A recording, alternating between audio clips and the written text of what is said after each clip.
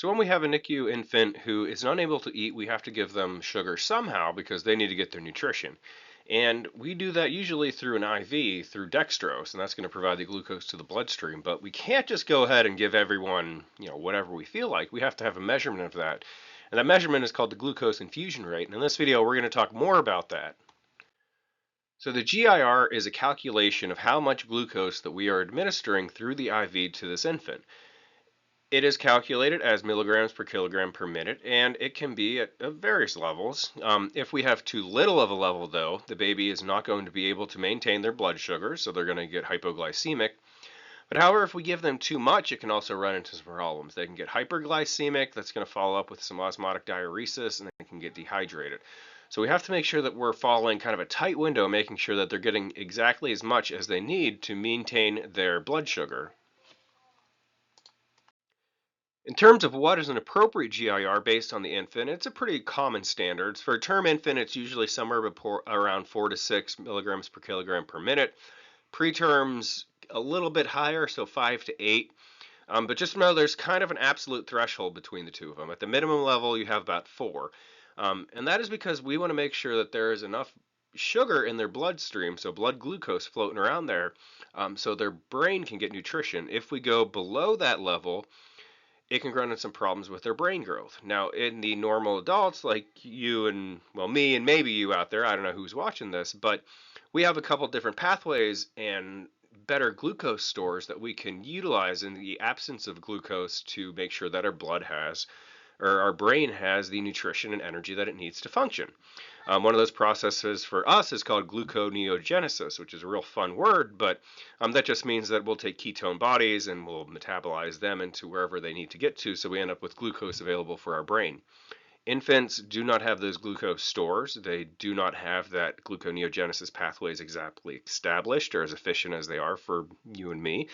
So we got to make sure that we're staying in a pretty common window for them. So we want to make sure we're staying above that 4.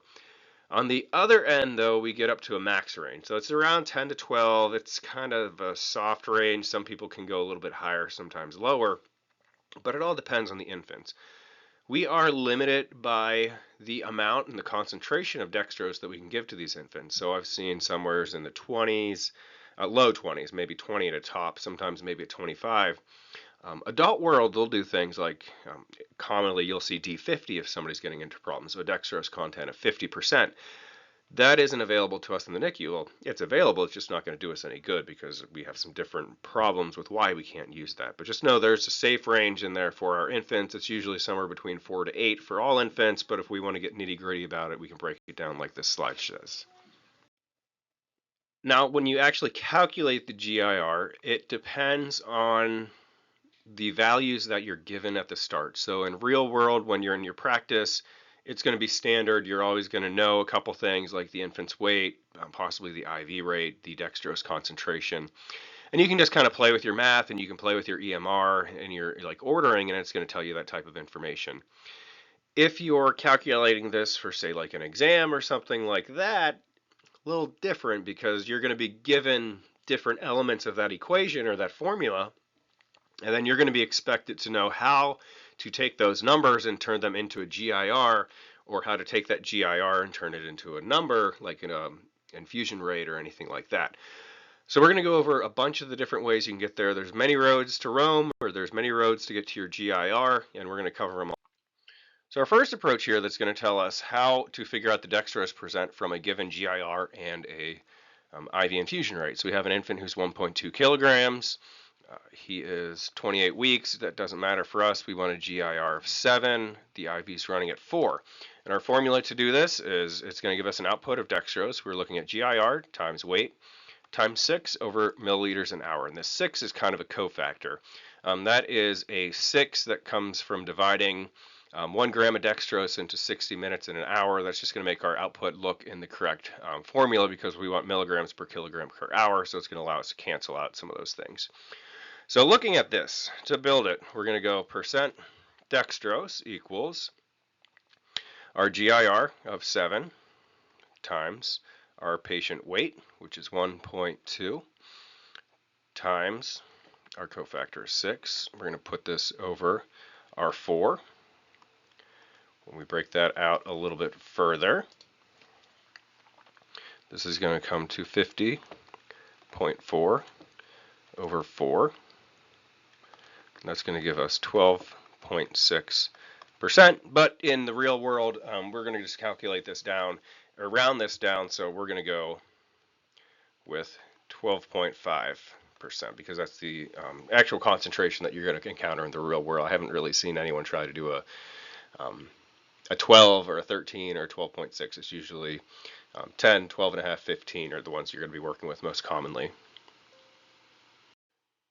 Now the next one we have is figuring out a GIR when we have a known dextrose content and the milliliters an hour. So in this one we have our 3.4 kilogram infant on D12.5. We're running at 10 an hour. What is the GIR? So our formula for this one is going to be GIR is going to equal our dextrose percent times our rate times our weight times that cofactor of 6 again. So when we try to calculate this one out, we're going to look here and just plug the values in. So GIR equals 12.5, and we're running at 10. That's going to be over our weight, which would be 3.4 times that cofactor of 6. And then when we figure this out, it's going to be 125 over 20.4, which is going to give us 6.127, or we can round to just 6.14 or 6.1 or just down to 6. So that's going to be our GIR, and we're going to want to know that in case we need to make any changes with our infant, because if we go any higher or anything, because we're going to be limited in a lot of these things based on the total fluid volumes for these kids per day. And that'll kind of be our limiting factor if we can give like either a higher concentration or a lower concentration, and we just kind of have to make sure we're staying in that window.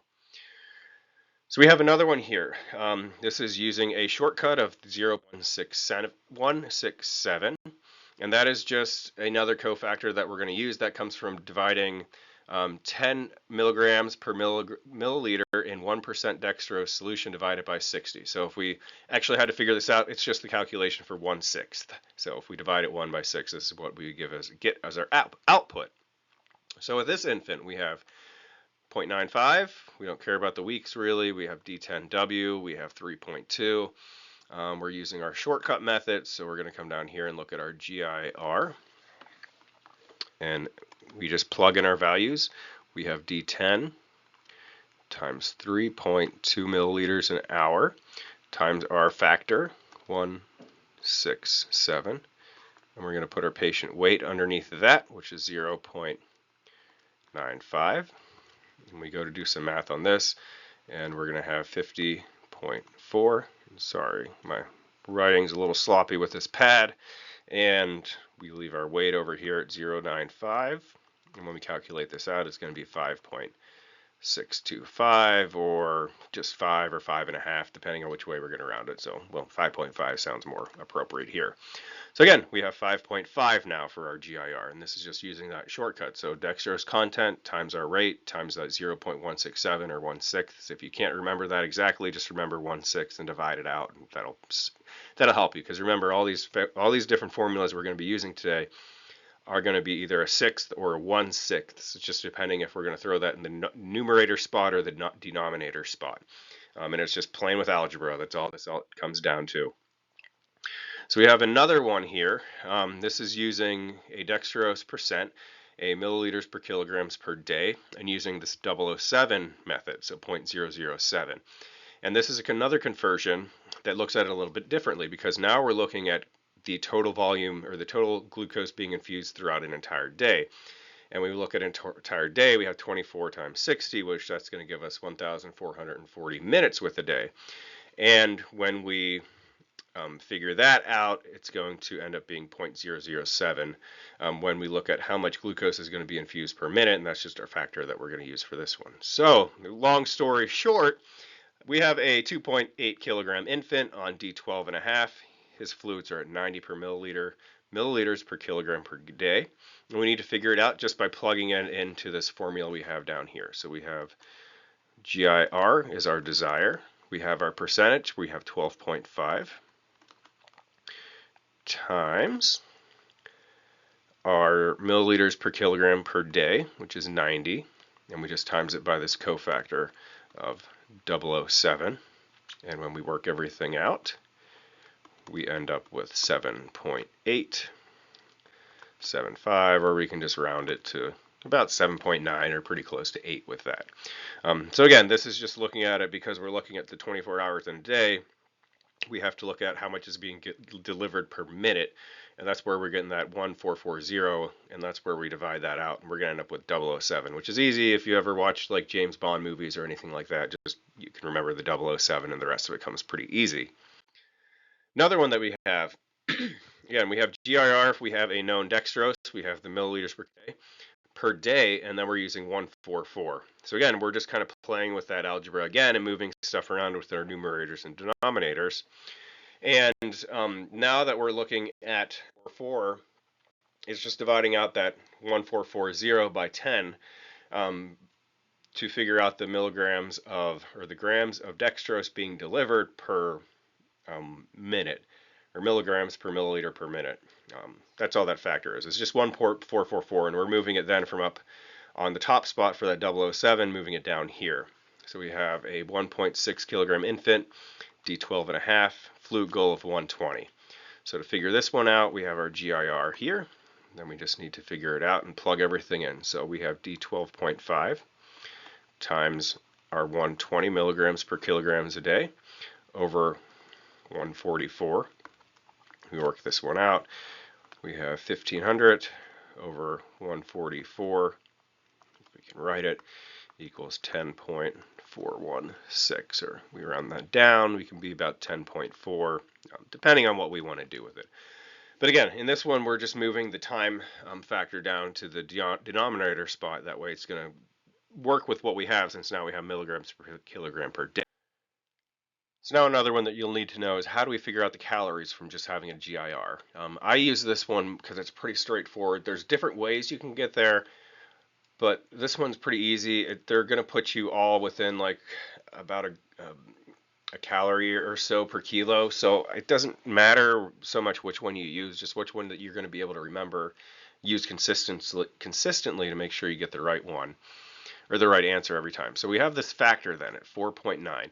So this 4.9 comes when we convert the milligrams per kilogram per minute to grams per kilogram per day.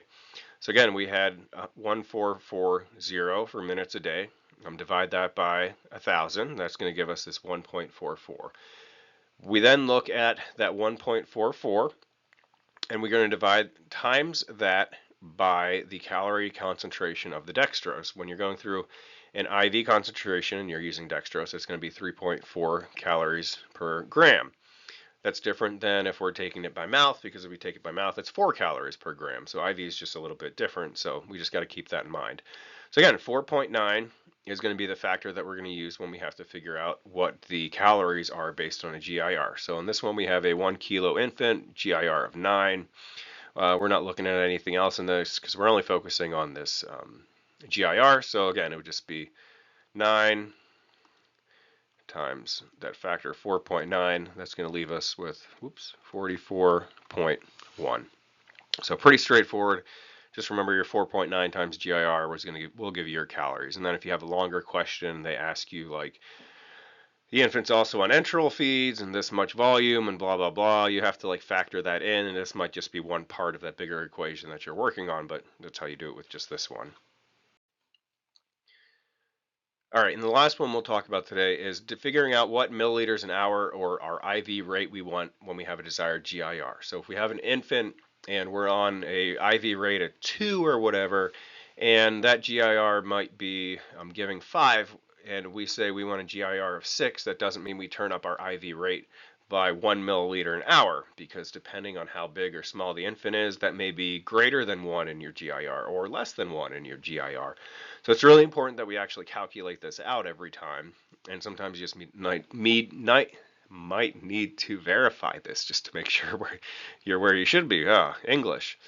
But anyways, we have our 3 kilo infant started on D10W. We want a GIR of 5. What IV rate do we need to achieve this target? So in this one, we're just going to take our formula here for milliliters an hour, GIR times weight times 6, which again, that cofactor 6 is popping up. and divide by our dextrose percent. So if this is everything that they give us in our question, then we'll be able to figure this out. So again, we just have that 6 cofactor coming up. So just remember, it's either going to be that 007, get rid of that, I don't want you to think another number. It's either going to be that 007 that we had, it's either going to be the 6th, or it's going to be 1/6 of that 0.167. But in this one, we're using our 6. So to figure out our milliliters an hour, oops, I hit a button, we're going to take what we have. We want a GIR of 5. We know our weight, which is 3. We know our cofactor, which is 6. And we know our dextrose percentage. We have 10. So we're going to work the math on this. We're going to have 90 over 10. Now this is going to give us 9 milliliter. Oh, it's a little slow. Milliliters an hour. That's going to be our final answer for that one.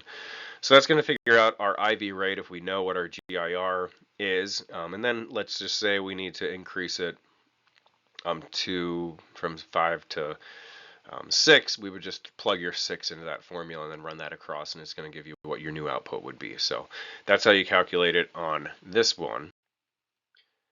Now that is how you calculate the GIR or the IV rate based on a GIR, depending on what you're given for whatever your question may be. Real life, again, you'll have a lot of these worked out for you, but you will be needing to do the math to verify that these are correct, because if you give too little or too much glucose to an infant, you can kind of run into some serious problems. So it's really, really important that you know how to calculate these when you're determining what the nutrition and the IV concentrations that you're giving to our infants is going to be. Now, I know it can be confusing to remember all that, and if you want my quick guide to your calculations for not just your GIR, but with everything else related to nutrition and electrolytes, I have a quick guide that's available. I've made it as cheap as I can possibly make it, but that is available to you in my description. And if you want to learn any more about this, give me a follow, and I hope you enjoyed it and that you will come back and we'll talk about some more of this wonderful world of neonatology.